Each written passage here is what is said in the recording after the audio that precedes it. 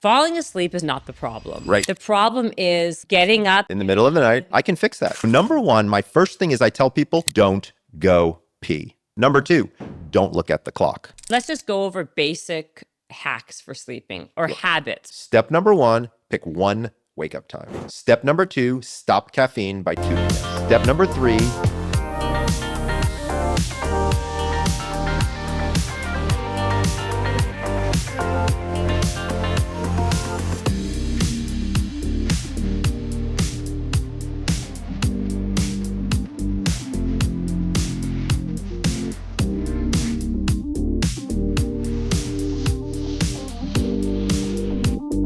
You guys are in for a huge treat. We have one of our favorite guests ever. There you go. On this podcast. His podcast has still I think you're still like the number one most downloaded podcast. That's why I keep on bringing you back, because you bring it. We have the sleep doctor. Thank you.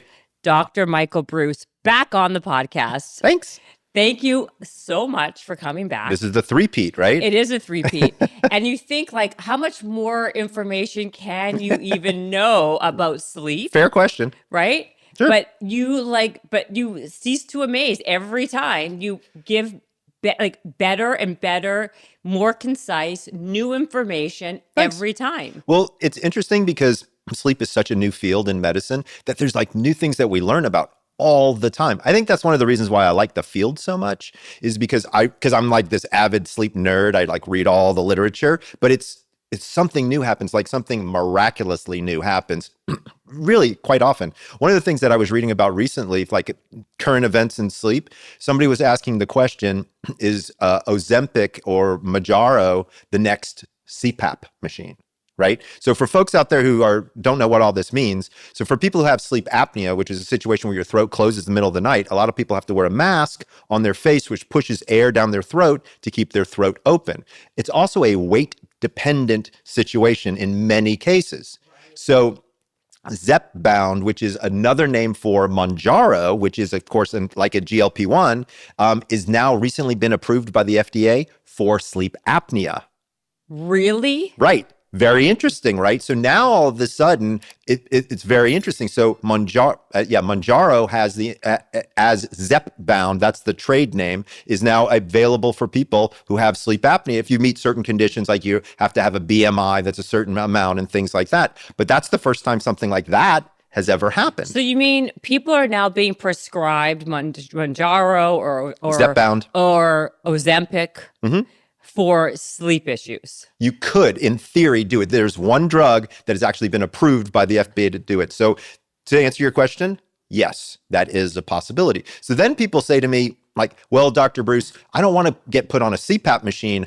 I'd rather just do a weight loss drug and see what happens. And so the question becomes, is that a good idea? Is that a bad idea? What do we think about that on the sleep medicine side of things? So I'm going to be honest with you. I think it's got some pros, but I think it has more cons than it does pros in the general sense. So the pros are you lose some weight, which is probably pretty good. That's a pro. But in fact, weight loss may or may not have anything to do with your airway.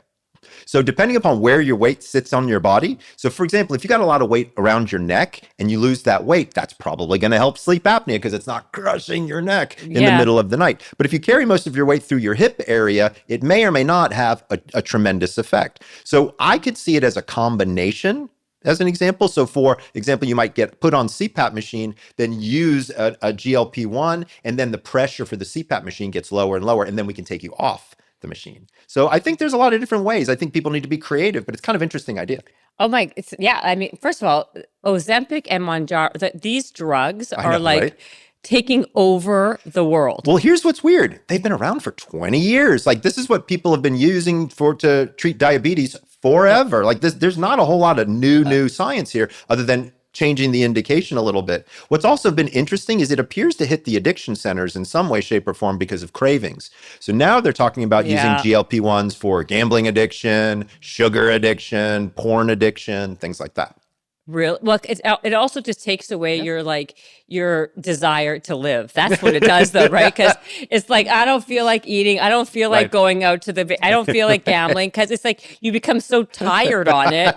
Become like lethargic on it. Yeah, I don't even have any patients that I've gotten on them yet. But it is fascinating. It's crazy. Can I tell you something? When it came out, I know 20 years ago it's been out. By the way, we're gonna get into sleep, you guys. So just give me 2 seconds.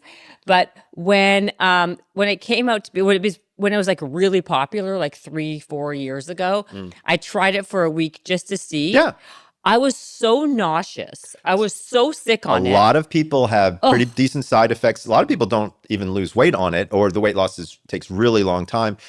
And one of the things that they're trying, one of the things that they're trying now is doing microdosing of GLP-1s. Yes, that's a very big trend right now. And that seems to be one that seems to lower side effects for people. So they're not just getting this full dose, they're getting a smaller dose, and that seems to have some fewer side effects. But I haven't seen any research yet to make me think one way or another. Well, because they were saying that the reason why people were getting so nauseous and sick was because the dose was so big. Oh, there you go. And that's why it became a popular thing to do this microdosing.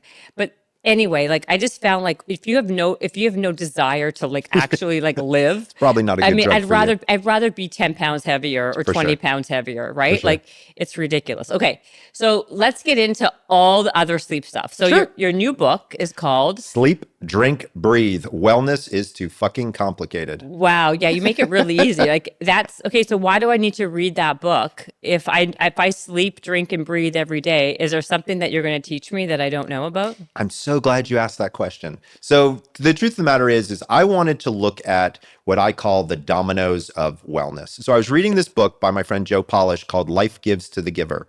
And in it, there was a section where he talks about these skills that you get, that it's like a domino. And so one skill then knocks over so many other things, right? And so it's kind of like a crawl, walk, run sort of idea. And I started thinking like, what are the dominoes of wellness? Like, what are the basics or kind of the DNA? What can you have to do or can't live without? And sleeping, drinking, and breathing are 3 things. Like you can go in a lifetime without exercising. You can go almost 30 days without food, right? But I mean, you can't get more than about 4 or 5, maybe 7 days without sleep.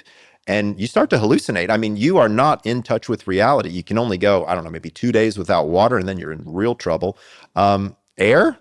Yeah. That one has to happen pretty quick. So I wanted to focus in and see to myself, well, if I could teach people in an easy way to improve all 3 of those things, what are the domino effects to the rest of their lives and the rest of their health, right? And so when you're sleeping better, you're drinking better, and you're breathing better, everything gets better in your life. Your mood gets better. Your ability to focus gets better. Your energy gets better. So this is kind of like the basics, because I got to be honest with you, wellness is too fucking complicated. Like I talk to people all the time and they're like, Michael, like, do I have a green drink? Do I get into a sauna? Do I get a cold plunge? Like, what do I do?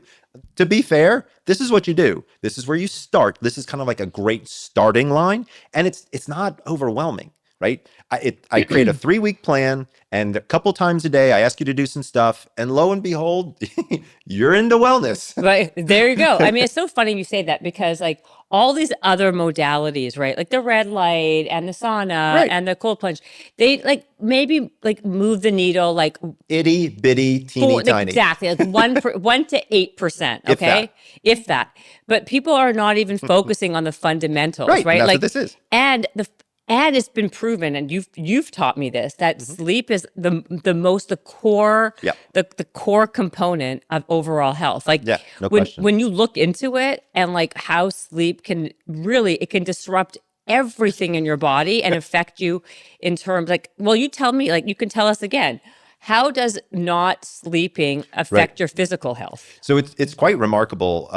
We don't know exactly what sleep does to promote health, but we know what happens when you don't get it, right? So it's very interesting. Within 24 hours, you really start to feel a tremendous amount of fatigue, right? So let's talk about acute sleep deprivation. So pulling an all-nighter, staying up for a few days because you got caught on an airplane and blah, blah, blah. So within 24 hours, you're feeling some pretty bad fatigue. You are saying, oh my gosh. Now, some people do get a little bit of an energy burst at that time because they're like, oh my gosh, my adrenaline is kicking in now all of a sudden, right? Now you're at like 36 to 48 hours.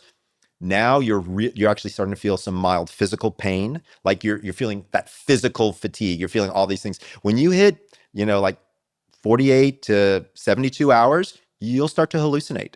You will not be in reality. And by the time you hit 4 days of no sleep, I could ask you your name and you wouldn't be able to tell me what it was. Like that's how, so what it does is it affects every organ system and every disease state. Everything you do better with a good night's sleep. Every time. Like it's unbelievable. But sleep is flexible. So people shouldn't go, oh my God, sleep is so important. I better get 8 hours every night, because that's horseshit too, right? You got to remember something, like everybody doesn't need the same amount of sleep. You certainly don't need the same amount of sleep throughout your lifetime. And it can also vary based on the stress levels that are going on in your life. Where you are on your menstrual cycle, if you're female, where you are in your pregnancy life journey, where you are in your age. Like there's so many different factors. So people shouldn't lock into this idea of 8 hours, but they should lock into the idea of sleep's important, right? And so if I can put some very basic parameters around my sleep, I can get it to work really, really well. Let me give you one example. So you like it when I say things that are nice and short and kind of get it in there, right? Yeah. So this is the number one hack, and I know you hate that word, but this is the number one habit that I'm asking people to do. Wake up at the same time 7 days a week. No sleeping in on Saturday, no sleeping in on Sunday. Let me explain why. When you wake up in the morning and your eyes open up, sunlight hits your eye and there's a melanopsin cell, which is a special cell that sends a signal to your brain to turn off the melatonin faucet in your head. It sets a timer for 14 hours later. So if you're waking up at 6 a.m., 14 hours later is 8 p.m., and that turns on the internal melatonin, kind of like the internal Ambien, right? Yeah. And now you're falling asleep on the regular. But now it's Saturday, and you slept in until 8 or 9, right? So guess what happened? Your melatonin doesn't kick off at 8, it kicks off at 11. It is a direct relationship. The timing that your melatonin kicks into gear is directly related to what time you woke up that morning. So by being consistent, you can now consistently have your melatonin working. And here's what's cool about that is when you're consistently sleeping within that schedule, when you do have a bad night, you snap back so much easier than when you don't. I have bad nights. Like the sleep doctor is not immune to all of this stuff. But when I do this one thing, it works so well for me because, yeah, sure, I want to stay up late and watch something on TV, or my wife and I go out someplace and we're doing something fun. Right. And so I don't get to bed at whatever my normal time would be. My body can handle that merely because I wake up at the same time every single day. No matter what. No matter what. That's even on the weekends. That's a great tip. By the way, though, I think, doesn't it happen naturally? Like I so used to waking up at 6:20 during the week with my kid, right? That like I automatically, my eyes just pop open. But the difference is a lot of people will stay in bed, fall back asleep, and then they're lounging and they're doing this thing called bed rotting, where they sit in bed for hours and hours and hours. Really stupid idea. Like, get out of bed. Like, this isn't tough. And what I also like about it is let's say you wake up at 6:20 on Saturday, but you don't have to do anything until 9, you have all that extra time for you. So even if that happens on the weekend, because that happens to me, sure. Saturday and Sunday, pop, my eyes go open. I shouldn't just so what I would normally do is just I would be on my phone checking, I'd go on social media until 7:15. Yeah. Not to do that. Get out of bed. Do something for you. Meditate, stretch, read a book that you've been looking forward to. You now have... Book? Just kidding. You now have a time for yourself. Yeah. Right? Because your kids are probably still asleep because they don't want to wake up at 6:20. Right. Right. Actually, they get up at the same time too. Oh, do they? That's Yeah. even better. Then do something fun with them. So basically then that's the trick, to wake up every day, no matter if it's weekend, weekday, it doesn't matter. Absolutely. And that's one of the things we talk about in the book. Another thing that's really interesting from an overall sleep perspective, and I think this is relevant here, is sleep disorders do not just go away, right? So a lot of people say to me, they're like, oh, Michael, I had sleep apnea. I don't have it anymore. Bullshit. That's not how it works. Okay? Really? You can't get rid of them? It's not that you can't get rid of them, but they don't just magically disappear, right? So what a lot of people tell me is they're like, oh, I don't have a sleep disorder. I just have 4 kids. Right? Yeah. And I'm like, that's not true. Like, I know lots of people with 4 kids who get great sleep and aren't exhausted. So really? Absolutely. So the thing that you have to understand is... Are they a superhero? No. What they are is they have a schedule. They understand the effects of caffeine and alcohol on their sleep. Yeah. Right? And when there's something going on, they fix it. Here's the reason why I think a sleep disorder becomes so important to recognize. To be fair, in about half the cases, it's something else. And you're seeing it through sleep, right? So I can't count the number of people. I've diagnosed cancer through somebody's sleep before. I have. It's weird. How? I'll tell you the story. But what's interesting, sleep is a window into your overall health. When you are not sleeping well, it is 9 times out of 10 a signal that something else is going on, right? So you have to start to think about that. Like if you're waking up day after day exhausted and saying to yourself, wow, the quality of my sleep stinks, you could very easily have hypertension. You could very easily have depression. You could very easily have a thyroid problem. You could very easily have anemia. Like there's a lot of things that could be. Yeah. Get it checked. I know. Well, you know what I feel happens now, like now that I'm in my 40s now, I wake, like falling asleep is not the problem. Right. The problem is getting up, like In the getting middle of up the in night. the middle of the night. Oh, yes. That happens all like by I can fix that. how? Okay, so this is my problem. So I fall asleep, no problem. Yep. 3:30, boom, I'm awake, and then once I'm awake, I've got the answer. Yeah, can't fall asleep again. Got the answer for you. It's going to take me about 3.5 to 4 minutes, just letting you know, because I know you usually like short answers. This one's going to take a minute. Okay, go ahead. So, first of all, this is my #1 video on YouTube. Video has gotten 5.4 million views at this point to answer this question. And this question is the #1 question that I get asked. The #2 question is, what bed should I buy? It's kind of interesting, right? Really? I swear to you, it's crazy. What bed should I buy? I'll talk to you about that. Let's fix your insomnia first. Okay. So when people wake up in the middle of the night, it's actually not your fault. Let me explain.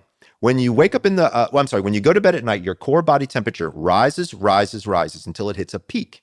When it hits that peak, it begins to drop, usually around 10:30 at night, depending on your chronotype. Remember my animals? Yeah. That'll change a little bit. But as soon as that happens, your core body temperature continues to drop.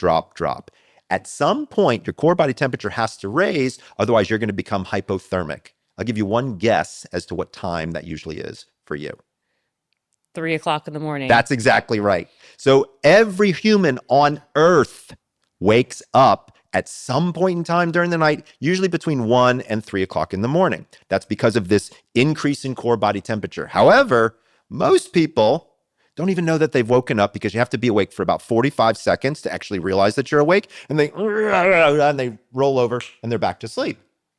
You, however, are not. So let's talk about that situation right there, okay? So when you look at that situation right there, there's a few different biology aspects that you need to know and understand. So #1, my first thing is I tell people, don't go pee.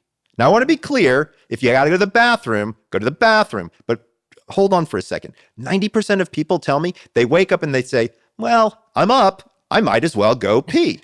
So there's a statistic that people don't know. In order to enter into a state of unconsciousness, you need a heart rate of 60 or below. What do you think happens to your heart rate when you go from a lying position to a seated position to a standing position and go pee?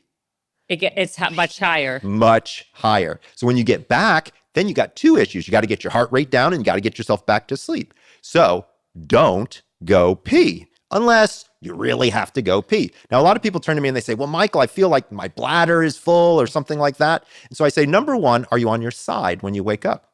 75% of people are. I said, roll to your back and count to 20 and see if you still have to pee. Because what happens is a lot of people squunch their bladder, right, while they're on their side. And when they just kind of stretch out and lie on their back and relax for 2 seconds, they're like, oh, actually, I don't have to pee. So then they don't have to get up. So then they can move forward with the process of trying to lower their heart rate. I want to be super clear. If you got to pee, go pee. All right? Yeah. #2, don't look at the clock. Now, this is also another thing that almost everybody does. Yep. Right? And they instantly do the mental math and they say, oh shit, it's 3:30 in the morning and I got to get up at 6:20. Sleep. And you try to force yourself to sleep. Got to be honest with you, JC, in the history of time, no one has ever been able to force themselves to sleep. Because your energy's going in the wrong way, right? When you're saying sleep, your heart rate's kicking up. And the anxiety kicks in. Right. That's the biggest factor is when you do the math and you're like, oh no, this is going to be a disaster. Yeah. Right. And your heart rate, straight up. Okay. So if you can avoid it, don't look at the clock. Now I'm going to be honest with you. Everybody looks at the clock. Everybody looks at the clock. But if you can, avoid it. What I do is I tell people, look, charge your phone in another room or charge it in the bathroom. People always say, oh, I can't charge my phone in another room. What if my kid calls me in the middle of the night? Number one, your kid hasn't ever called you in the middle of the night. And I didn't say turn it off. I said put it in the other room. You can still hear it, but I don't want it to be easily accessible for you to get the piece of information to realize that you're in an anxious situation. Okay, let's say I haven't gone to the bathroom, or I have, and I haven't looked at the clock. Michael, what do I do now? So there's something that I learned a little bit ago to help lower your heart rate actually quite rapidly. It's called 4-7-8 breathing. I did not develop it. It was developed by a very smart doctor, Dr. Andrew Weil, Harvard-trained naturalist. Okay. I know him. Yep. Super interesting guy, right? So he actually created this breathing technique for the Navy SEALs. So when you're a Navy SEAL and you're shooting downrange, if your heart is beating too fast, you can change the trajectory of the bullet.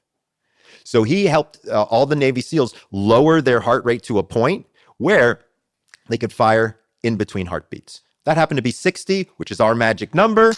So we're on. So I teach people how to do 4-7-8 breathing. Now there's three things that I want you to understand here. Number one, 4-7-8 is exactly what it sounds like. You breathe in slowly for a count of 4, you hold for a count of 7, and you breathe slowly for a count of 8.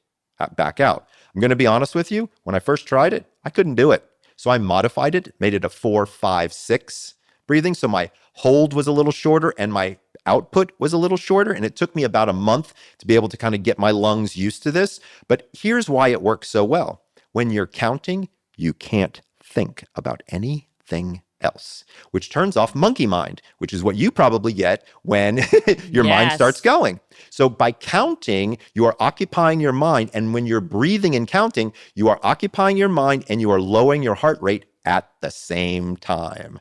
Pretty cool, right? Wow. So you count, you do 4 in. 4 in, hold for 7, push for 8. Now, it's not a hard push, it's a light push. Now, here's where the trick comes in. Okay. You need to do about 10 to 12 cycles of that for your heart rate to get lower, right? I lose count. Happened to me all the time. So I came up with this crazy method that'll help me. So when I'm lying there with my eyes closed, I put my hands out like with little fists, like just down by my side. And when I breathe and I do a 4-7-8, I stick out one finger. Then when I do another 4-7-8, I stick out a finger. And by the time I get to 10 fingers, I know I've done 10 cycles. I can either go backwards or I can just stop when I'm there. Okay. Wouldn't you be sleeping by then? Hopefully. A lot of people are. Again, it doesn't take that long to do this, 4 seconds, 7 seconds, 8 seconds, right? But you need to do it nice and slow, nice and relaxed. And the goal is to lower your heart rate. So, because that, I think what you just said is exactly the thing. I get monkey mind, right? I start thinking of all my problems and I get such anxiety. I know. And then it just feeds on itself. Of course. And then 3:30 is now 5:30. And now I'm you're freaked really out. upset. Yeah. Right. Because you got to talk to the sleep doctor for the podcast the next day. And you're like, what am I going to say? Exactly. I'm like, oh my God, I'm going to be so tired. I'm not going to have any energy again. And then it takes you down a bad rabbit hole, right? Absolutely. So but there's more. Okay. Because I want to know how to get rid of monkey mind in the middle of the night. So by distracting yourself is basically one of the only ways. So the 4-7-8 breathing does a really good job of that. Okay. That's number one. Number two is you also want to think about something called yoga nidra. So old from very ancient, but one of the things we know, some people call it non-sleep deep rest. I call it yoga nidra. Okay. But there's data to show that it is actually rejuvenative. So lying in your bed with your arms kind of in the corpse pose and relaxed is actually helpful. Now, it's not the same as sleep, but it's probably worth 30% sleep. So an hour of that is probably worth 20 minutes of sleep. So here's another thing to the data's there. I wouldn't say it if there wasn't data. Here's what's fascinating is you could lie there for an hour chilling out and your body is rejuvenating for what would have been roughly 20 minutes of sleep. So you're doing yourself some good. So even if you're not doing yourself some good, you're actually doing yourself a little bit of good. All you need to do is just cross your arms and front just like this. Cross them just like this. Close your eyes and just breathe. That's it. And you get about 20% of what it would be if you were actually sleeping. Exactly. So that's good to do in the middle of the night because because what people are freaking out about is they're like, oh my God, I'm not going to feel good. I'm going to not rejuvenate. This isn't going to go well. I'm going to do this wrong or that wrong. And what I'm telling you is while it's not at the same pace, you're still doing yourself some good. And the final aspect of all of this is an idea set that I call acceptance, right? Here's the deal. You've been in here before. You've actually were here last night. Yes, Okay. exactly. And guess what? Your head didn't pop off. Nothing terrible happened. But you don't make great decisions at 3 o'clock in the morning when you're thinking about those kind of things. So what I try to remind people is trust your body. Okay. Your body does this thing right before it goes to sleep is it kind of scans you throughout the daytime and says to itself, okay, this damage has occurred. This emotional situation has happened. Okay, we need about this much of deep sleep. We need about this much of REM sleep. This much is how much we need to get for total, rejuvenation, blah, blah, blah. And it changes every single night. But like if I'm waking up in the middle of the night, 5 nights in a row, doesn't that just overall ruin my health? So that is a great question. So we're going to go from what do I do about it in the middle of the night to what happens if it's happening multiple nights in a row and I can't control it, Michael. Right? Because I think that's what happens, right? Because you get what I think a lot of people do is that if it's happened once or twice in a row, you get nervous to go to bed. It's going to continue to happen. Yeah, right. You get almost like a phobia to going to sleep. Right, because you're like, oh my God, I'm going to wake up again. Right. Blah, blah, blah, blah, blah. So this is where people usually use alcohol, right?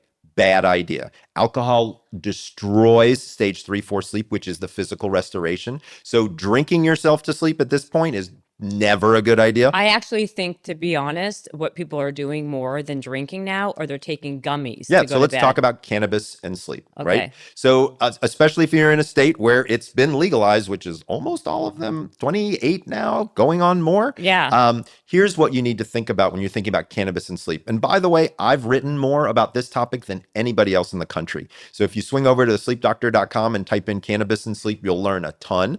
But here's the basics of it is, number one, there is no data I've looked to show that CBD does almost anything for your sleep. Okay, let me repeat myself. CBD does almost nothing for your sleep. However, CBD is good for pain and it's good for anxiety. So if you have anxiety that's preventing you from sleeping, or you have pain that's preventing you from sleeping, CBD might actually be a pretty decent tool to use. CBN, as in nighttime, that's what works for sleep. There's one paper that just got published about three or 4 months ago that showed that the nighttime awakenings are actually helped by CBN. It slows them down significantly. Now, what's CBN? CBN is one of the constituents within the cannabis plant. So there's THC, there's CBD, there's CBN, there's something called CBG, there's also something called CBC. There's several different components that a lot of people don't know about. But if you're going to the dispensary and you're looking for something to help you with sleep, you really want to be looking for this component called CBN. And you would probably want a ratio of 3 of those for every 1 CBD and every 1 THC.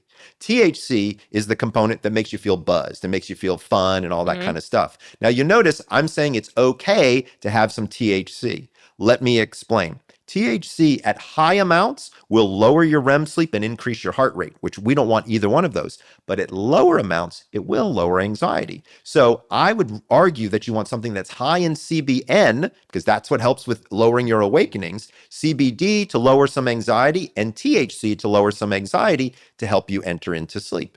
Now, I want to be very, very clear. You don't have to take marijuana to help you sleep. Right. But if this is something that is habitual for you or something that you feel comfortable with, that would be a formulation that I would look at. The other thing I think is important to look at here is, if this is happening on the regular, you probably want to come and talk to somebody like me, like a sleep specialist who's been trained in something called cognitive behavioral therapy. Because there's a technique called sleep restriction that I would use in that case to be able to consolidate the amount of sleep that you get. So while this is going to sound very, very strange, we talk about it a little bit in the book, this is what we do is if you're normally waking, let's say you woke up at 3:30, you're up until 5:30, then you fall back asleep for an hour and you just don't want that. What I would have you do is I'd have you go to bed. What time do you normally go to bed? 10. So I'd have you go to bed at 10:30 or 11. So notice later than normal. So build up that sleep debt, right? And then I would have you get up at probably 5. Okay, I would restrict the amount of time that you have in bed. Now you're going to say, Michael, I already don't sleep. You're making this worse. My anxiety is going to be through the roof. What are you talking about? This sounds crazy. But you take no naps during the day and you wait again till that night at 11. what I'm doing is I'm naturally building up your sleep deprivation to use to my advantage. So if you do this for 5 to 7 days in a row, by the way, you shouldn't do this on your own. You should only do this under the supervision of somebody who knows how to do this, because there's some things that can go wrong. What'll happen is your sleep consolidates, and now you're no longer awakening in the middle of the night. So then what I do is, once I've gotten you 6 solid hours, I start to stair step you out slowly, and I can get you 6.5, 7 hours. I can get you to wherever you need to go. Wow. So so you're basically eliminating the time in bed where you're just like, thinking Exactly. and basically just like ruminating. Right. Exactly. We'll take that out. So you go to bed later and wake up earlier. Exactly. And then you over time expand on it. Exactly. That's what you guys do in like sleep clinics? Yeah. Well, so remember, in sleep clinics, we treat all kinds of sleep disorders. So this is how most sleep clinics would look at treating insomnia if they're using a method called cognitive behavioral therapy. To be fair, some sleep clinics would rather use pills and medication. So they might put you on a medication like an Ambien or a Sonata or Restoril, Valium, Xanax. There's lots of medications out there that can be helpful for sleep. However, then you got a sleep problem and a pill problem. Well, that's the thing. Right. Like anybody I know who's ever taken Ambien, they get addicted to that stuff and then they can't fall asleep without it. So here's what I'll tell you is I think Ambien and all of the sleeping pills have got pros and they've got cons to them. While some of the newer technology pills don't have a physiological addiction to them, if you haven't slept well in 20 years and I give you a pill, you're going to want that pill again and again and again. 100%. Right? So there's a psychological component to it, I believe. What about using Benadryl to fall asleep? Such a good question. So when you see all the PMs out there, all that is the analgesic plus Benadryl, otherwise known as diphenhydramine. Hold on to your socks. So to be clear, there is direct evidence to show that consistent use of Benadryl on the nightly as an anticholinergic leads directly to Alzheimer's. You didn't think I was going there, did you? No, I did not. I know. That's what I'm trying to say. ZQuil, the PMs, you name it. If you're down in a Benadryl on the regular, you are absolutely positive. The data is very clear. You're walking into the door of Alzheimer's. I've never heard that. I know. Isn't that crazy? That's so scary. Isn't it?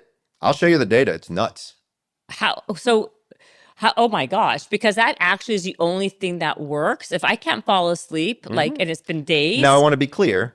If you use it once in a while, you're not going to have Alzheimer's. I'm talking about people who have to have one of these PMs every night. Right. I'd much rather you come see me in my clinic, right? And let's talk about it and let's figure you out. But wait a minute. So that's crazy. I know. I've never see every time you're on this show, there's never every time I learn so many new things. It's unbelievable about sleep.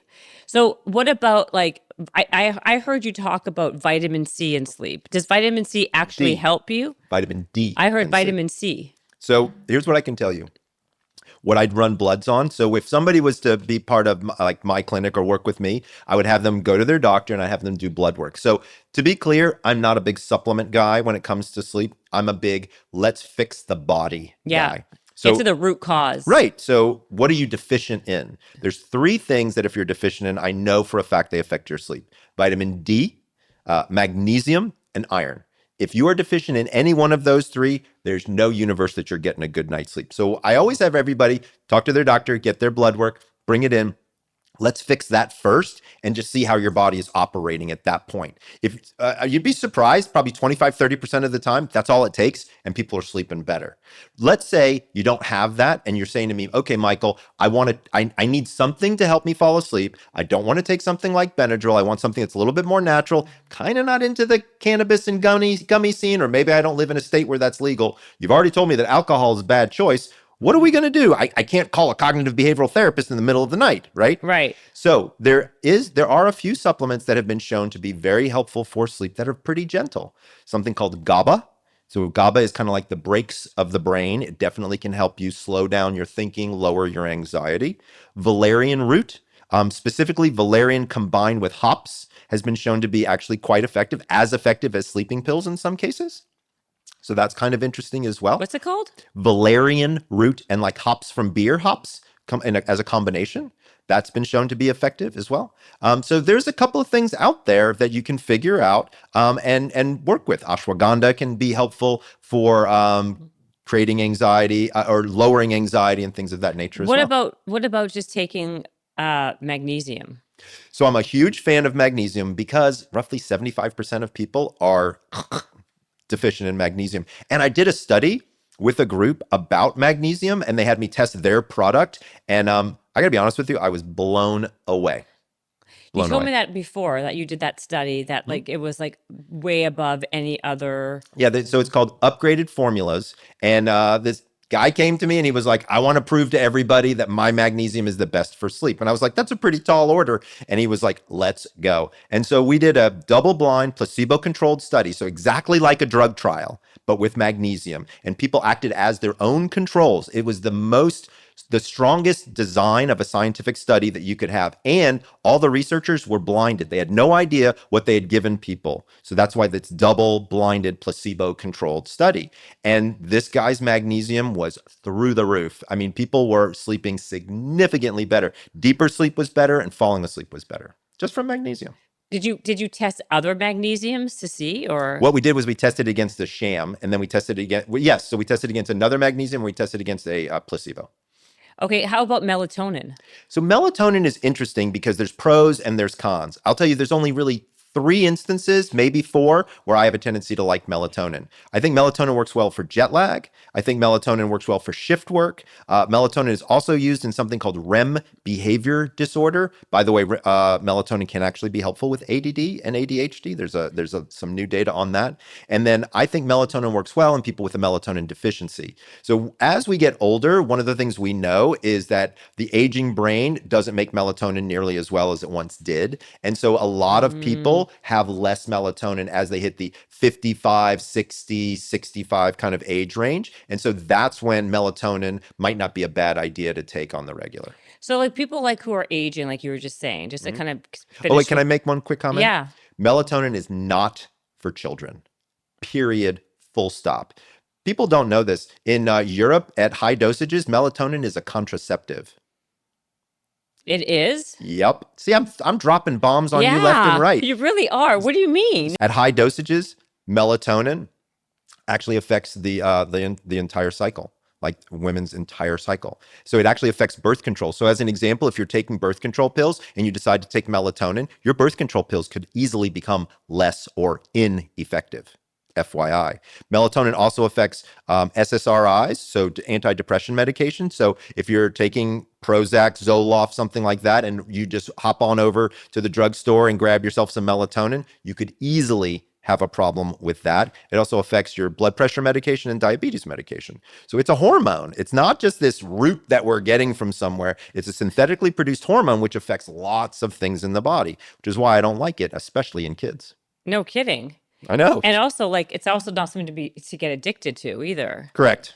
So basically then magnesium, vitamin D, you say, are 2 that you're like comfortable with. Super comfortable. And omegas. And omegas. Well, so wait, what do you mean? So talk about the omegas. So you say GABA root and hops. So I know I said valerian root. Yeah, valerian root. And hops. And then I said GABA is one of the ones that I like to use, and as in terms of overall supplementation. Yeah. So you wanted to know about omegas? Yeah. So one of the things we know is that omegas, they help with a whole host of different functions in our body, which then relate to sleep. So as an example, one of the things that omegas do is they help create the membrane around cells. It makes them stronger and stronger and stronger, so less bad stuff can kind of get in. When less bad stuff is in, that means better sleep, especially with mitochondria and things of that nature. There have been a few studies that have looked at, like, if you take an omega, does it actually improve a particular stage of sleep? We've never been able to focus that, but what we have seen is when people take omegas regularly, that they actually report higher quality sleep. Higher quality sleep. Okay. Right. And because you told me also that you're now like a dream guy, like you know about dreams, like you're like a dream therapist. I am. So I just spent a year studying and doing, I had practicum, I had a mentor, I had a person who I did this with, and I became a dream therapist. Now, I want to be clear, this is not dream interpretation, this is dream therapy. Those are two completely different things. Dream therapy is where we use the dream in a therapeutic context. So as an example, you would come into like my place of business, or we could even do it on Zoom. Okay. And I would put you into a mild hypnotic state using some very easy breath work. So in one nostril, out one nostril. Again, there's no hypnosis involved here. It's just getting you really, really relaxed. Then beforehand, I would have asked you to write down whatever the dream is that you had most recently had or remembered or felt like you wanted to talk about. And then with your eyes closed, I ask you to describe for me. I have you read this before we start the induction. Then I have you describe the scene of the dream. Now, you're welcome to open your eyes or keep your eyes closed, right? And then I say, let's drop into the dream. And so we kind of go into the dream together, and I become a guide. I'm not there to interpret. I'm just there to be curious and ask questions. And so as you walk along, you come across symbols that mean something to the dreamer that they didn't even realize meant to them because they didn't think to ask it a question. So as an example, I was working with a client and we were walking in her dream and she said, "Oh, there's a lion over there." And I was like, "That's interesting." I said, "Why is there a lion in your dream?" And she said, "I don't know." And I said, "Is it friendly?" And she was like, "Yeah, it is friendly." And I was like, "Does it talk?" And she was like, "Yeah, I think it does." I said, "Why don't you ask it why it's here?"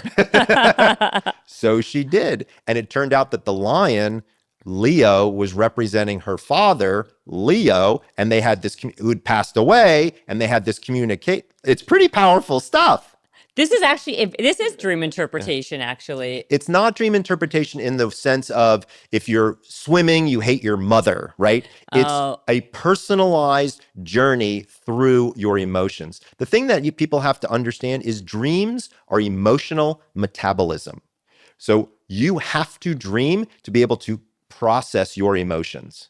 You might not remember your dreams, but this is exactly what's going on in REM sleep from a brain chemical standpoint. The only way you can get through your night is if you process what happened during the day. And by the way, when you can't get through your night and you wake up, that's called a nightmare. Really?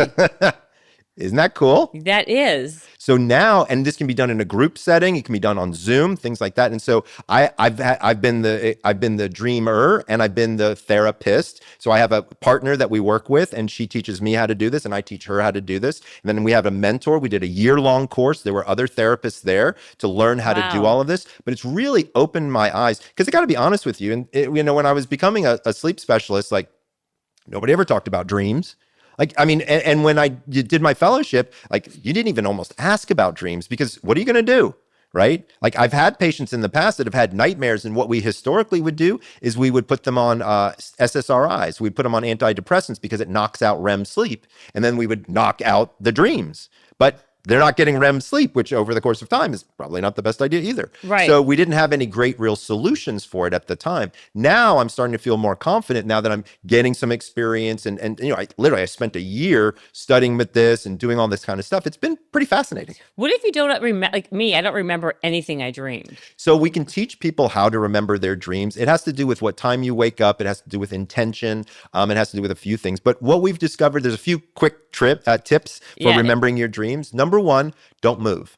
So when you wake up, if you move around, for some reason, the movement of muscle or noticing things knocks the dream almost out of your head. So you just sit there. If you've woken up, you just, you kind of peek your eyes open and close your eyes and just continue the thought, right, of whatever it was in your head. And that's 9 times out of 10, that's what you were dreaming about. And then you'll start to remember the dream. The second thing you do is you want to record it as quickly as possible. So I think people could have a dream journal. Right? So just like you have a gratitude journal, you can have a dream journal, and you just scribble down a couple of bullet points from what the dream was. Or if it's something that you're really starting to remember, and by the way, it gets better and better over time when you do this, you'll be able to start filling in more and more information, and you get more information.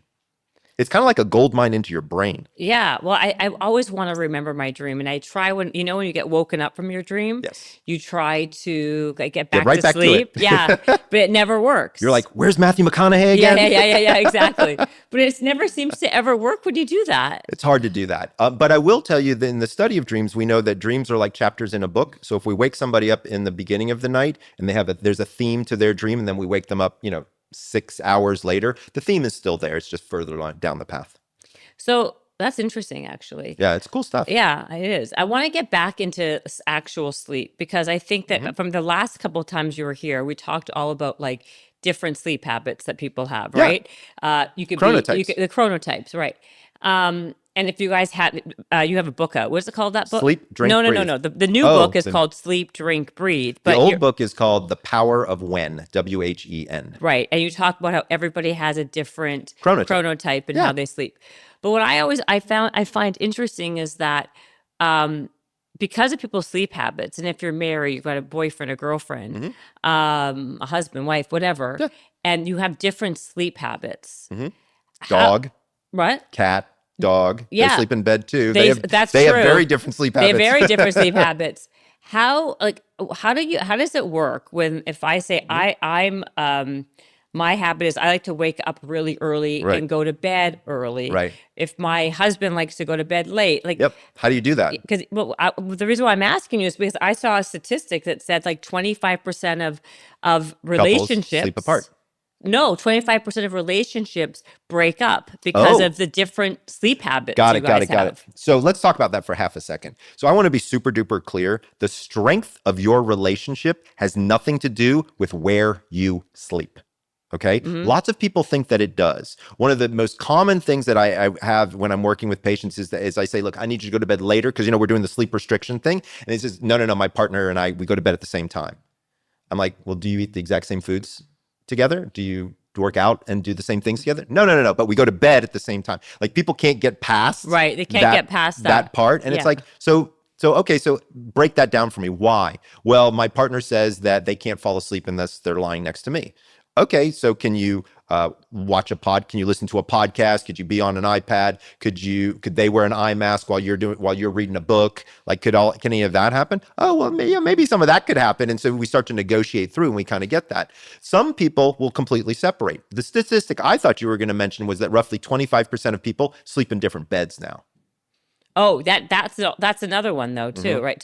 So I guess the reason why I was bringing it up is because I feel like more and more people are sleeping apart. Yeah. So here's the deal is as long as it isn't affecting your intimacy and it's not affecting your relationship, I don't think I care. I'll tell you, there are plenty of times where like my wife sleeps, well, this, with big screen TV on and 2 French bulldogs in the bed every single night. Okay. I have adapted to it. It doesn't really bother me that much. But if I'm like going to go on this podcast or if I'm going to go do a television show or something like that, I'm in the guest room and she gets it. It's like, I want to have an uninterrupted night of really solid sleep. And I know how important that is for me. So I go ahead and do that. Could that happen 2 or 3 nights a week? Sure, it could. Absolutely, with my schedule, that something like that could happen. Right. But generally speaking, she doesn't feel that our relationship is damaged because I'm not lying next to her in bed. That's the thing that people have to start to understand is don't equate those two things together.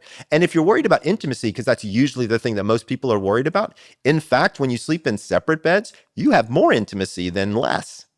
Yeah, I would think so, right? Because you plan it, you go and have it, and then you go off and you go to sleep. And it's like, okay, great.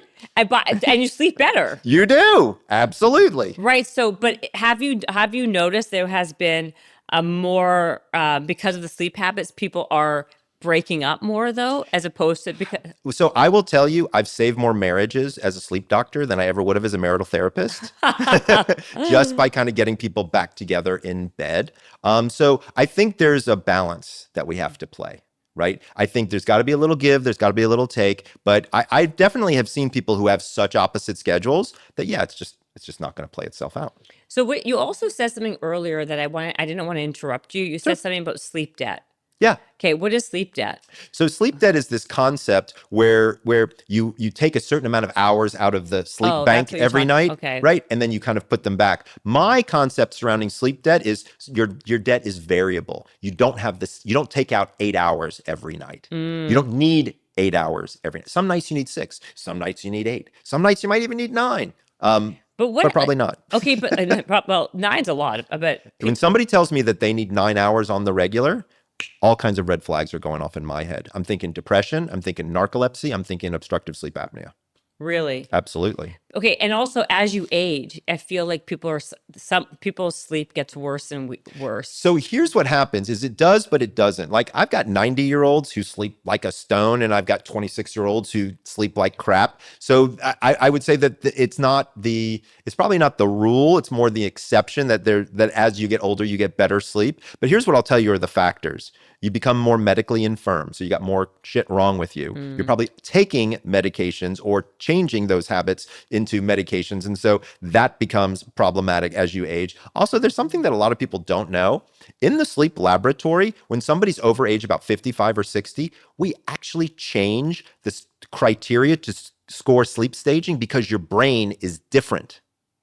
Oh, okay. Right? So we know that physiologically, your brain does not output the same waves as you get older as it did when you were younger, which, by the way, is probably the reason why your ring or your strap is not accurate. Well, that's 100% true. I don't find those things accurate anyway. The best one out there might be 80, 85% to accurate. But to be honest with you, something new just came out that is 100% accurate to a sleep study. It was actually approved by the FDA, and it's a ring. So like the Oura ring? No, it's called the Happy Ring. Really? Yeah, it's brand new, but they do sleep studies, right? Oura does something different. Oura does more tracking, right? That's the thing. This is the thing. The sleep trackers, the wearable sleep trackers. I mean, when I was wearing them, I was like obsessed with. That's part of the problem. And that's what most people become so obsessed with the numbers. Yes. And so it's so funny. When I'm at the gym, people come running up to me with their phone and like, I got a 64. Yeah. What does it mean? I'm like, what the fuck? I don't know what it means, But what I tell people exactly is I say it's about consistency, right? And so if it doesn't matter that they're not accurate, as long as they're consistently not accurate. So when people walk up to me and they say, Michael, I only got 14 minutes of deep sleep, my first question is, how much did you get the night before? They say 14 minutes. And I say, how much did you get the night before? And they say 14 minutes. I said, then you're fine. Right, because it's consistent. Because it's consistent, right? Exactly. It's when you get 14 and then when you get 407 and then we get, 2.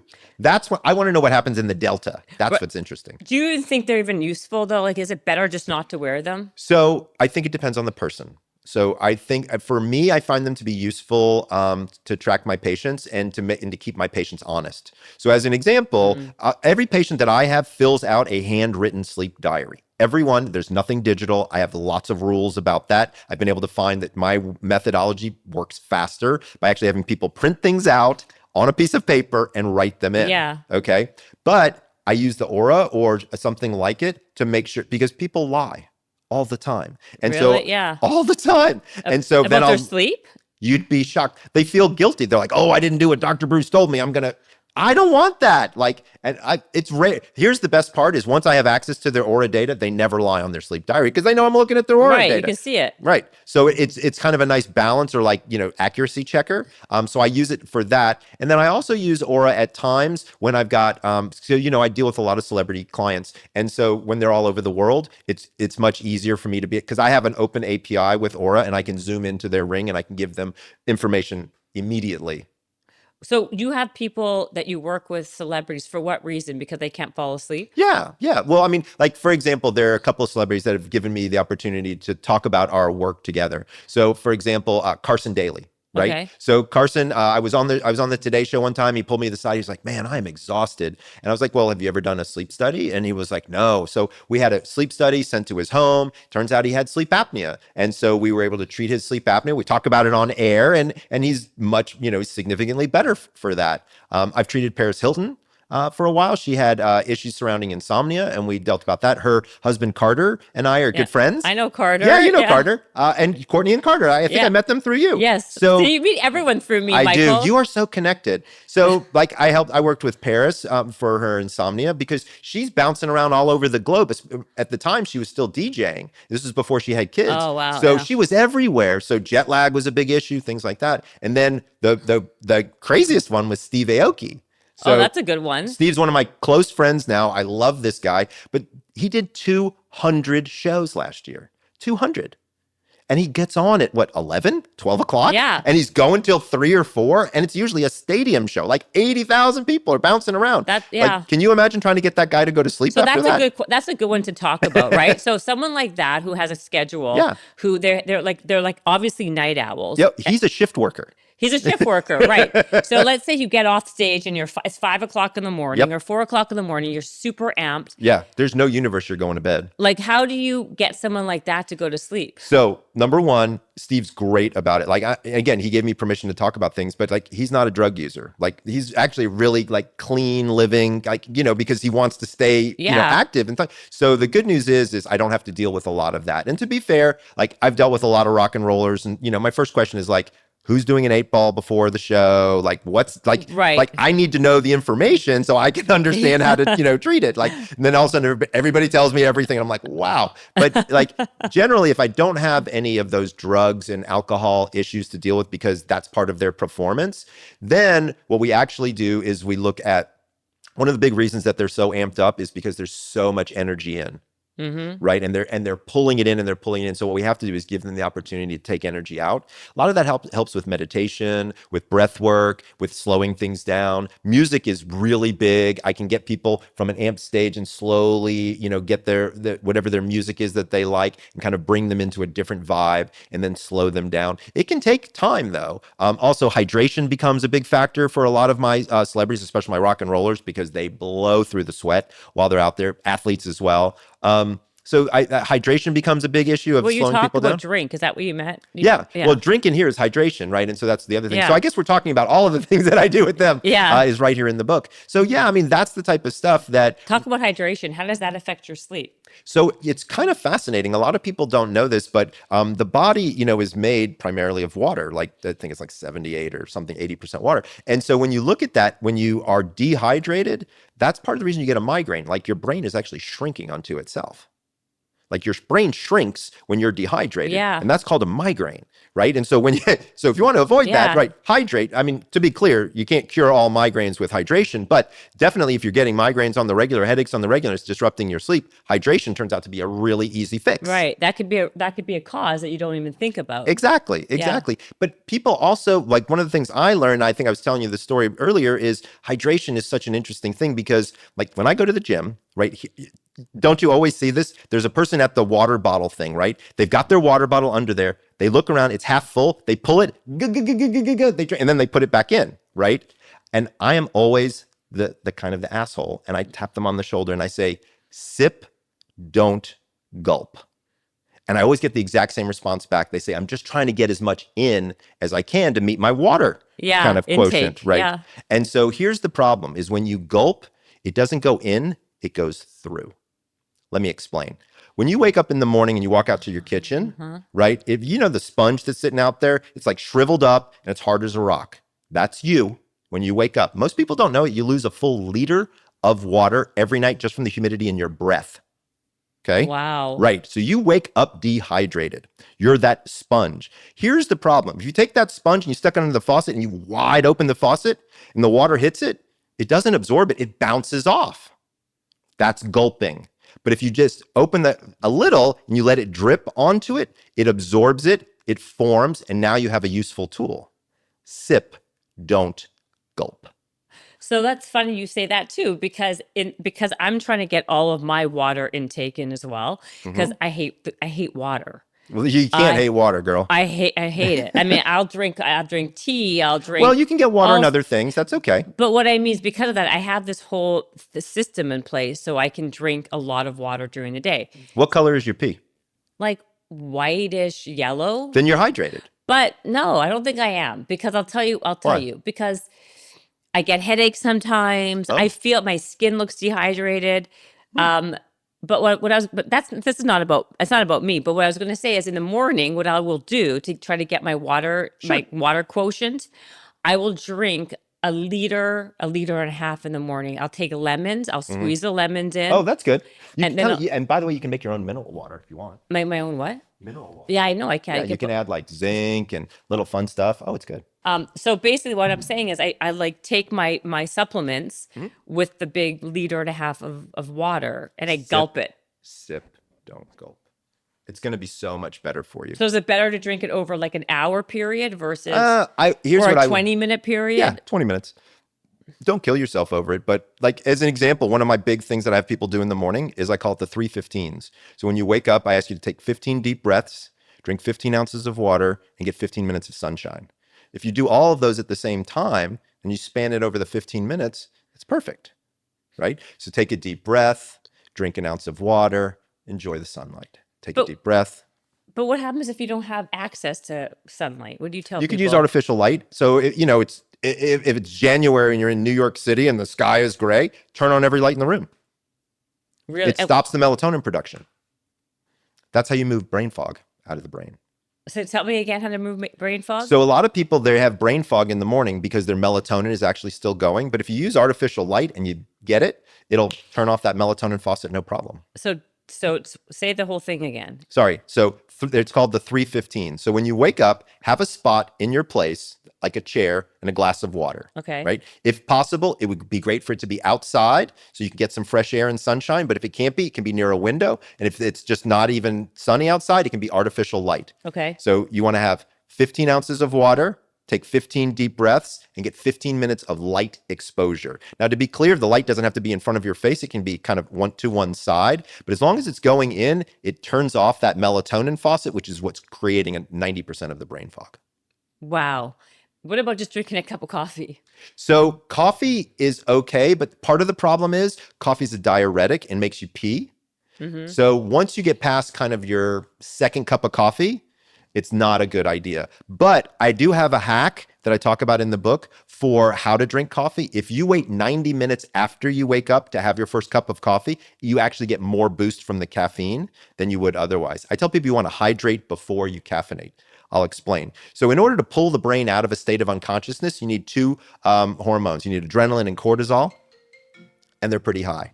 So when you have adrenaline and cortisol wandering around your brain, and then you add caffeine, it does almost no good. When you compare adrenaline and cortisol to caffeine, it's like comparing cocaine to weak tea, okay? Wow. But when the cortisol and adrenaline is removed and you add the caffeine at that point, it'll actually lift up the cortisol and the adrenaline.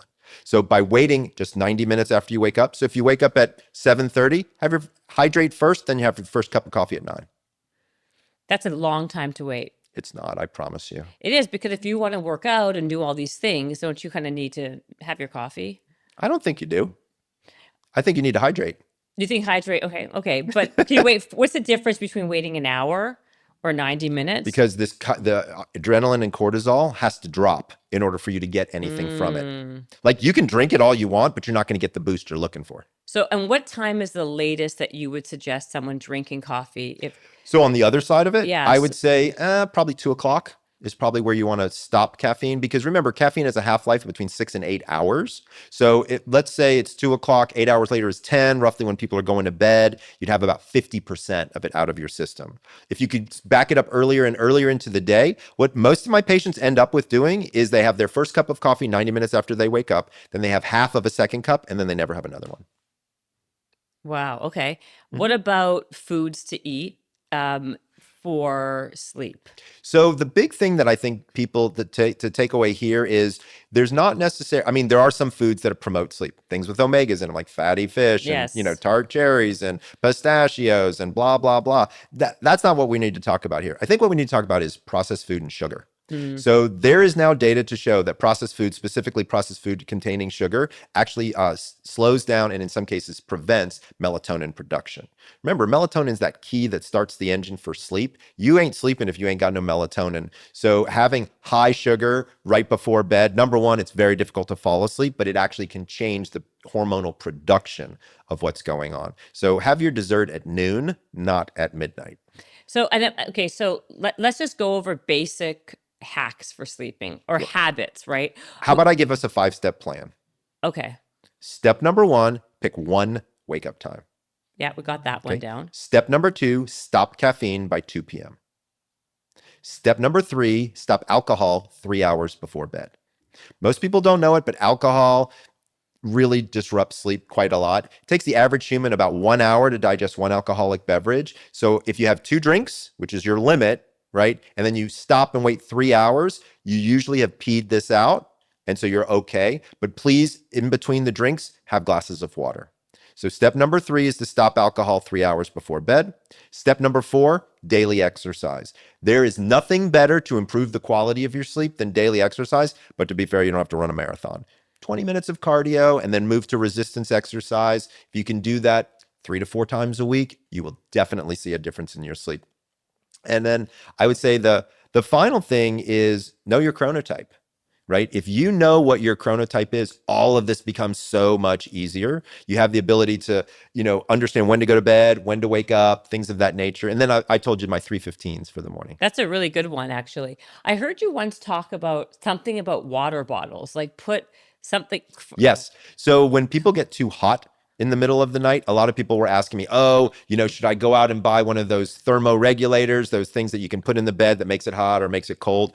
Because they're expensive. Yeah, and like those cold mattresses. Right. Yeah. And so I said, here's one of the things that you can do on the cheap that really works is you take a plastic bottle of water, 2 of them, stick them in the freezer. And then at night before you go to bed, stick them in like a tube sock, like an athletic sock. And then you put one on the outside of one hip and one on the outside of the other hip. It's like a personal air conditioner. Works like a charm. You put basically 2 frozen exactly water bottles on the side. On either side of your hips, on the outside of your hips, and you will stay cool as a cuke. Really? Try it. But what if you're a side sleeper? It's okay. Well, then the other hip will be up. Do you tape it to your thigh? No, trust me, it'll work either way. Really? Promise. How did you figure that one out? So I had people who didn't want to spend thousands and thousands of dollars for these things, and we started playing around with different ideas. And you could have a cool pack, like for that people have like when they injure themselves or things like that. But again, it's literally about having, and what you don't want to do is you don't want to have to be so cold that it's stimulating. That's why I have it down here towards this area, because you're going to have more fat down here. So it's going to be actually easier. You're going to feel it less, but it's going to keep your body more regulated. That's right. Because up here it's more bony, right? So it'd be like freezing. Exactly. Okay, give me a few other sleep hacks. In what area? Oh, in sleep. In what area? Okay. Okay, how about give me a few in how to fall asleep, not how to fall back asleep, but how to fall asleep. Sure. And what would you consider, I mean, we all know about the temperature and dark rooms, and what's your take on mouth tape? Oh, that's a great question. So I'm not a fan, and I'll explain why. Okay. So most people who do mouth tape, it's because of snoring or mild sleep apnea, but they don't know they have mild sleep apnea. And when you tape your mouth, I can't tell that you've got mild sleep apnea. And then it gets worse and you don't know it. So anybody out there who's using mouth tape, if you want to use it, get a sleep study done first and make sure that you don't have sleep apnea. Because if you have sleep apnea and you cover your mouth with tape, you'll mask all your symptoms and it'll get much worse, much faster, and it'll be a problem. What's the purpose? The purpose of mouth tape is basically to try to get you to breathe through your nose. And when in the book, we talk about nose breathing versus mouth breathing. Nose breathing is much better. It's like putting, when you're breathing through your mouth, it's like putting leaded gas in the car. Yeah. It's completely unfiltered. Whereas going through your nose, you've got cilia, you've got mucus, you've got your turbinates. It makes it warmer. It cleans out the air. And then you've got clean stuff that's kind of going into your lungs, which is great. When you're mouth breathing, you don't have that. Any particulate that's in your bedroom is sucking in your mouth and going down into your lungs, which ain't so hot. It's problematic. That's why the people are going to use the mouth tape. The reason that people sleep with their mouth open, nasal congestion, 75 to 85% of the time. To be clear, all you have to do is get your sinuses in order and you probably don't need mouth tape. Because it's a very hot trend right now. Yeah, I think it's terrible. And by the way, there's a mouth tape out there called Hostage. I think that's disgusting. Yeah, Hostage. I think it's disgusting. We have hostages in places, and these guys are making money off of mouth tape. That's gross. I mean, I know, but it's interesting how there's all these fads and people don't know what's what. So yeah, how do you know if you have sleep apnea? It's a great question. So if you've got any types of symptoms, so if you snore, but to be fair, lots of people snore, but if you snore in combination with somebody sees you gasping or choking for air, even one time in the middle of the night, you wake up with a headache, you wake up moody, you wake up exhausted. These are a lot of symptoms that we would see in our patients with sleep apnea. For some people, if they're a little on the overweight side. For guys, if you have more than a 17.5-inch neck, you have an 80% chance of having sleep apnea. It's kind of crazy. I mean, I could literally stand outside the Big and Tall store and just pass out my cards. What is it? I was going to say, it'd be that's a great thing for you for business. Right, I know, right? What about like in general snoring? What does it mean? So snoring is disrupted air. And no snoring is actually good. By the way, kids should not snore. If your children snore, I would definitely be talking with your ENT and just trying to discover what's going on because they're not getting enough air in. That's what snoring really is there's some form of congestion or some form of obstruction, and you're having to suck harder, which causes a vibration, which causes a cadence and causes a snore. It's kind of like if you're in the garden, right? And you're in the garden and you're watering your plants, right? If you stick your thumb over the end of the hose, the water squirts out faster, right? So your nose is the hose. So when your nose is wide open, air goes in, no problem. But if it's congested, like sticking your thumb, guess what? Now the air has to move faster. That causes the vibration, causes the snore. Also, some people's anatomy is just distant for snoring, deviated septums, enlarged turbinates, things like that. Then also what we have a tendency to see is larger tongues. And so so this is very interesting, but when kids are sucking their thumbs, what they're doing is they're pushing on the roof of their mouth and they're taking the entire skull and they're actually making it in. And so what ends up happening is the roof of your mouth goes into your sinuses. You can't breathe as much. So your mouth drops open. Really? And that's why you snore. Oh, God. If we put palate expanders in every child out there, we could get rid of sleep apnea almost entirely in the next generation. Can you do that? No, you can't do that. Okay, talk about, I think I asked you this earlier before we even started about kids and sleep. Mm-hmm. What about them? Are there different rules that apply for kids who have sleeping issues? Do you ever hear about kids and sleeping issues? Absolutely. Now, to be fair, I am not... I've done some training in pediatrics. I've taken a few courses, but I've not done like a formal fellowship in pediatric sleep and sleep medicine. To be clear, there are lots of guys and gals out there that have done that, and I highly, highly, highly recommend them. What I will also tell you is there's a lot of bullshit out there. So there's a lot of people out there who call themselves a sleep coach, like a child sleep coach. You really want to know what their credentials are. If they graduated from some child sleep coaching school, that's bullshit, right? Right. What you want to have is because here's the biggest problem with a lot of those coaches is they don't know how to recognize a sleep disorder. So when they think the child is being a mess and not wanting to go to bed, and I think the child actually has undiagnosed sleep apnea, we have a really big problem on our hands, right? But that person doesn't have enough knowledge to be able to even identify that. So when people are working with coaches for their kids, especially in the medicine universe, like sleep, you really want somebody who knows what they're doing. Also, by the way, I don't like the liability, right? I don't want some strange person walking into my house, putting their hands on my child. You know what I'm saying? I agree with you. There's a lot of weirdness that goes on there. So I think, yes, there's a lot of differences there. Generally speaking, though, I think that most childhood sleep problems are behavioral, meaning that it's a behavior that you need to figure out how to extinguish. Now, I will tell you that some people have asked me about the cry it out method for small kids where you just let them cry and cry and cry. I think this is a terrible idea. I don't think that you can go in there and capitulate every single time your kid wants a glass of water, but I've seen it where parents let their kids cry so much they puke. So now you have a whole different problem on your hands, right? Because you've revved this kid up so much because they're freaking out. So what you have to do is go in there, let them see you, let them know that they're safe without laying hands on the child, have them talk them to go back down and lie down. Like you're a parent, you should be able to get your kid to lie down. Yeah. Well, yeah. You would think, you would hope. Right. Okay, sorry. I'm just looking through your book here because what I saw was interesting is you say here about, you talk about all sorts of different water trends. Yeah. So what's interesting about water is people don't know their water, right? So a lot of people think distilled water, okay, that's going to have everything out of it. That's going to be the best type of water for me. Right. Actually, it's one of the worst types of water for you. It has almost no nutritional value whatsoever. Yeah, distilled water is the worst water. It's the worst water. It's something you put in your CPAP machine. It might be something you put in your humidifier. You don't want to drink distilled water. Right. Mineral water is different than spring water. So there's actually, by definition, you cannot call it spring water unless it comes from a spring. Right? Mineral water actually has to have water that goes over rocks to be able to collect the minerals that are inside of the rocks. So you kind of want to know your water. Also, to be fair, nowadays, you really have to worry about what your water is in terms of plastics and things like that. I mean, I got to be honest with you, there's microplastics in just about everything in the universe. Yeah. So you have to be somewhat thoughtful there. I personally like that green bottle, what is it, mineral water that comes in the green glass bottle. I think that's Mountain? Mountain something or another, the red label. Because the glass? Yeah, because the glass keeps it, because the minerals are in it, because It's got to be because it says it. Right. It's got to be because right, it says it. right.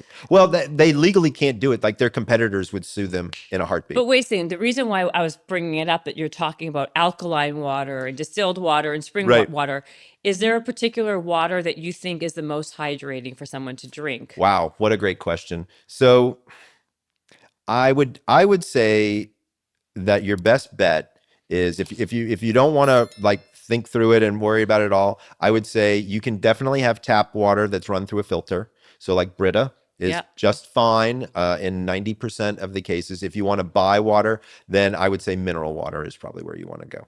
Mineral water. Yeah, because most people don't get enough minerals, and so that can be overall helpful for a whole host of immune functions and things like that. But mineral water, like what? Like give me. So number one, we teach in the book how to make your own, but you could have a little lemon zest, a little Himalayan salt. That would actually put in plenty of things that you could be.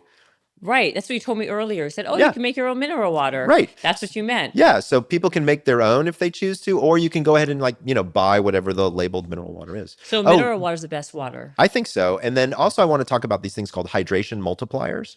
So you see these powders that people put in that supposedly help you absorb water better. So to be clear, they're almost all salt. So when you start to look at the labels, some of them have got 1,000 milligrams of salt in them.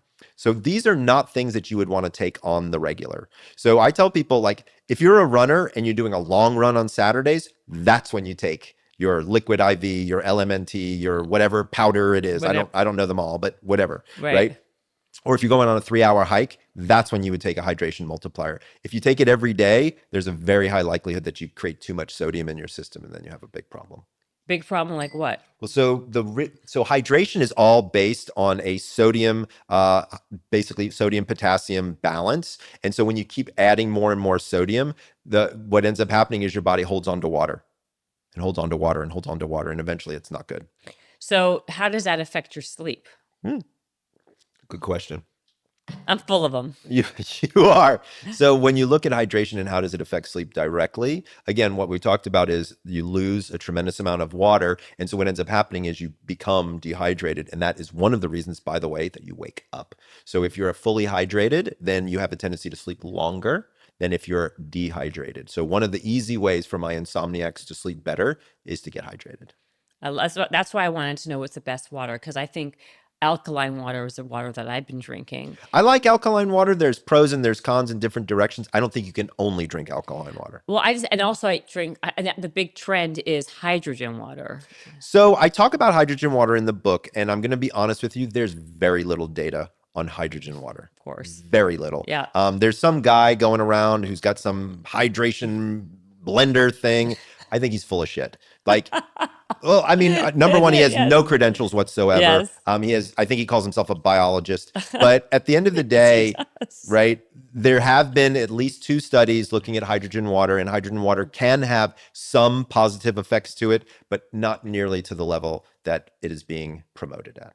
That's good to know. So mineral water, this is the thing you're very good at giving, like you're very practical. I am practical. And you give people truthfully actionable things that people can do today. Yes. To help themselves right in the moment. And that's the brand. Like that's what we wanted the sleep doctor to be. Mm-hmm. Like when I think about it and I try to describe it to people, it's like, this is going to sound crazy, but this is kind of my concept of what I'm trying to accomplish with the sleep doctor is if you walked out into your backyard with a plate full of burgers or whatever, right? Mm-hmm. And you're and you throw them on the grill, and your neighbor happened to be in their backyard with their grill open and throwing some things on there. And it turns out your neighbor is a world-renowned sleep expert.